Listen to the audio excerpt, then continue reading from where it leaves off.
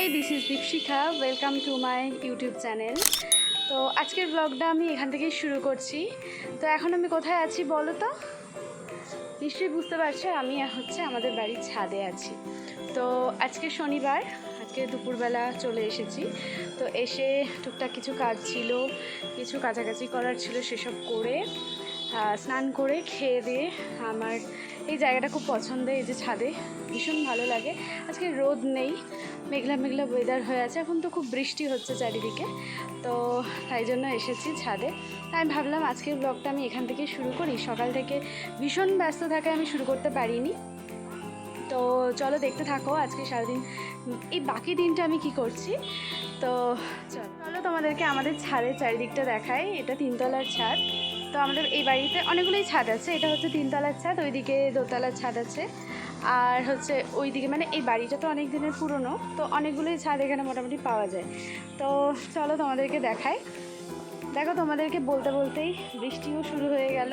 খুব আস্তে আস্তে পড়ছে বৃষ্টিটা। তো চলো তাড়াতাড়ি তোমাদের দেখি। কি সুন্দর লাগছে চারিদিকটা, বৃষ্টি পড়ছে। এই যে হালকা হালকা মেঘ করেছে আকাশে। এই জায়গাটা দেখলে তো আমার পুরো গোয়া গোয়া ফিল হয়। কি সুন্দর লাগছে না দেখতে। এই যে পুরোটা ছাদ। তো আমাদের এদিকেও একটা ছাদ আছে।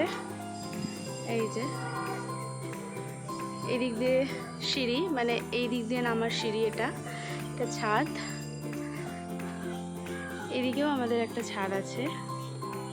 আর এদিকটা পুরোটা জঙ্গল, মানে পেছনটা একটা জায়গা আছে, ওইদিকে একটা ভাঙা ভূতের বাড়ি আছে। Oh my god. করছে, তাই জন্য ঘরে চলে এলাম। আর ঘরে এসেই আমার মনে হচ্ছে যে আজকে বিকেলে না আমার একটা প্রোগ্রাম আছে। তো আজকে 22শে শ্রাবণ, কবিগুরু রবীন্দ্রনাথ ঠাকুরের আজকে মৃত্যুদিন। তো যদিও আমার মনে হয় না যে তার মৃত্যু হয়েছে, তিনি মহামানব, তার কখনোই মৃত্যু হতে পারে না। তো আজকে 22শে শ্রাবণ, তো সেই উপলক্ষে আমাদের সুরধ্বনি সঙ্গীত একাডেমির একটা কোরাস প্রোগ্রাম আছে আমাদের বহরমপুর রবীন্দ্র সদনে। তো সেটার জন্য যাব। তো এখন তো কী করব, এখন সেরকম কোনো কাজ নেই। তাই আমার মনে হলো এখন একটু স্কিন কেয়ার করে নিই। তো অনেক দিন থেকেই ভাবছি এই সিট মাস্কটা আমি কিনেছিলাম, চলো তোমাদেরকে দেখায়, কিন্তু ওটা আমার এখনও অ্যাপ্লাই করা হয়নি। তো সেটাই ভাবছি এখন করে নেব। মাস্কটা আমি কিনে নিয়েছিলাম, যেটা হচ্ছে গুড ভাইবসের ইলুমিনেটিং সিট মাস্ক পার্ল। খুব ভালো এটা শুনেছি, আমি কখনো ইউজ করিনি, ফার্স্ট টাইম করব। তো যেহেতু একটা অনুষ্ঠান আছে, কিন্তু সেরকম কিছু স্কিন কেয়ার করিনি আমি কালকে বা আজকে। জাস্ট ফেস ওয়াশ বা রেডি মনে হলে একটু স্কিন কেয়ারটা করবো, কারণ সেরকম কোনো মানে স্কিন কেয়ার আমি করিনি। জাস্ট ফেস ওয়াশ করে এসেছি আজকে এখন। তো চলো সেটাই করিনি, এখন এই ফেস মাস্কটা লাগিয়ে নিই। চলো সিট মাস্কটা লাগাতে লাগাতে তোমাদের সাথে একটু গল্প করে নিই। তোমরা কে কোথায় থেকে আমার ব্লগটি দেখছো অবশ্যই আমাকে কমেন্টে লিখে জানিও।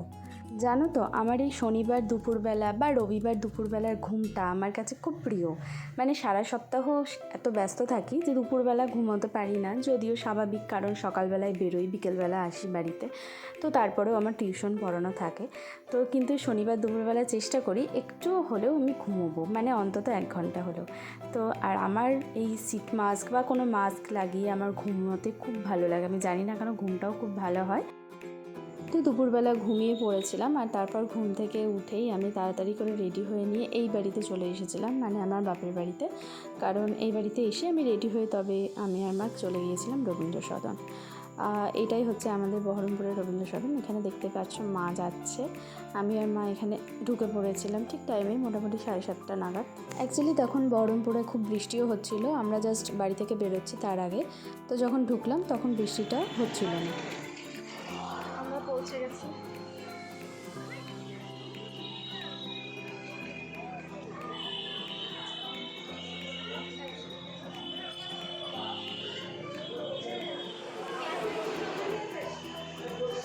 আর যেহেতু 22শে শ্রাবণ, তাই জন্য আমাদের ড্রেস কোড ছিল এইটাই, যে সাদা কেরালা কটনের শাড়ি, আর তার সাথে আমরা যখন হলে ঢুকলাম তখন দেখলাম অলরেডি অন্যান্য সংস্থার প্রোগ্রাম চলছে। আর তার ঠিক পরেই আমাদের নাম ডেকে দিয়েছিল যে ওয়েট করার জন্য। আমরা তাই এখানে স্টেজের পাশে দাঁড়িয়ে ওয়েট করছিলাম। এদের পরেই আমাদের অনুষ্ঠান শুরু হবে। আর এখানে দাঁড়িয়ে সবার একটু ছোটো ছোটো করে ভিডিও ক্লিপ নিয়ে নিচ্ছিলাম। প্রোগ্রাম শেষ হওয়ার পর মা বাড়ি চলে গিয়েছিল, আর এখানে অভি আমাকে নিতে এসেছিলো। তো ও বললো চলো আমরা একটু ঘুরেই আসি। তাই জন্য একটু ঘুরেই নিয়েছিলাম। তো প্রোগ্রাম থেকে আমরা চলে এসেছি। তো এবার এসে আজকে শনিবার বাড়িতেই আছি। তো এসে আর কোনো কিছু কাজ ছিল না। তো আমার বর বললো আজকে একটু ভালো কিছু রান্না করো। তো ঘরে হচ্ছে ছানা ছিল, তো ছানা দিয়ে আমি হচ্ছে একটা তরকারি করছি, মানে ছানার ডালনা টাইপের। আর হচ্ছে সিমুরের পায়েস বানাচ্ছি এখন। তো এই যে রান্না করছে, এখানে পায়েসের দুধটা গরম হচ্ছে আর এখানে তরকারিটা চলছে। So that's it for today. আমার ভ্লগ ভালো লাগলে অবশ্যই লাইক, কমেন্ট অ্যান্ড সাবস্ক্রাইব করতে কিন্তু ভুলো না।